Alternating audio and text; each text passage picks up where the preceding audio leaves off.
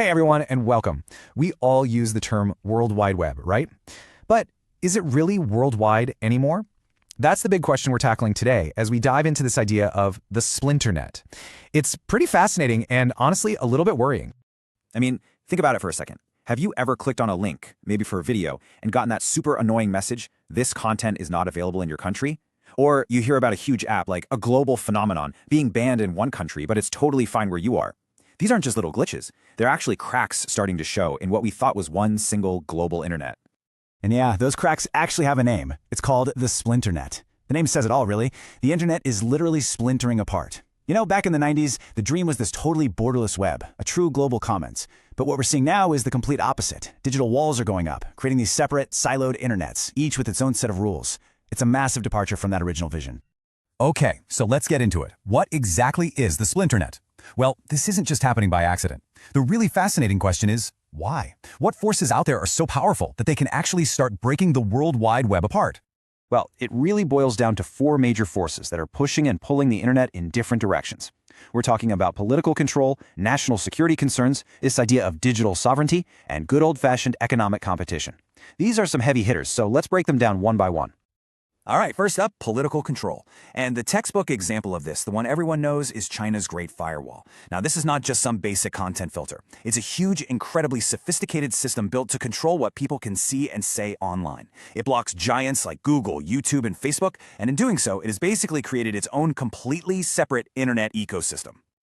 The second big force is national security. You see this everywhere in the news, right? The whole debate around TikTok is a perfect example. Governments, especially in the US and Europe, are getting really nervous that apps from other countries could be used for, spying, spreading misinformation, or siphoning off citizen data. And that fear is leading them to think about banning these platforms entirely. Then we have this third force, which is a really powerful concept called digital sovereignty. It's basically the idea that a nation should control its own digital borders, its own data, its own digital future. Russia's sovereign internet law is probably the most extreme example. They're literally building the technical ability to flip a switch and unplug the entire country from the global web, keeping all their internet traffic domestic. And the last piece of the puzzle? Money. Pure economic competition. For decades, the internet has been dominated by just a handful of massive US tech companies. So now you have places like the EU pushing back hard. They're creating new rules like the Digital Markets Act to break up these monopolies and, frankly, to give their own local tech companies a fighting chance. So you take these four forces, political, security, sovereignty, and economic, and what do you get? You get a new world map, but for the internet.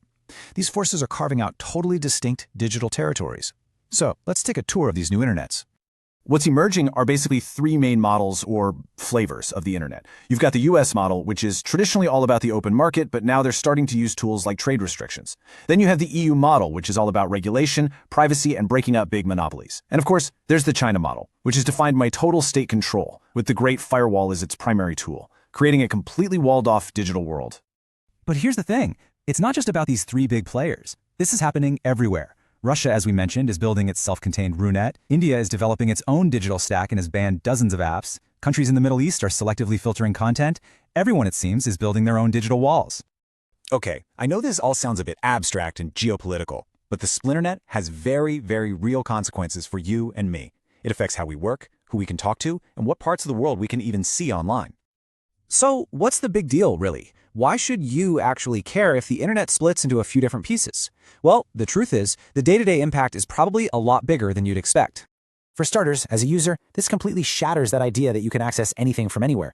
Your experience of the internet could be totally different from someone's just one border over. It means maybe needing a VPN just to watch a show, having to create different accounts for different regions, or discovering that an app your friends are all using is just blocked where you are.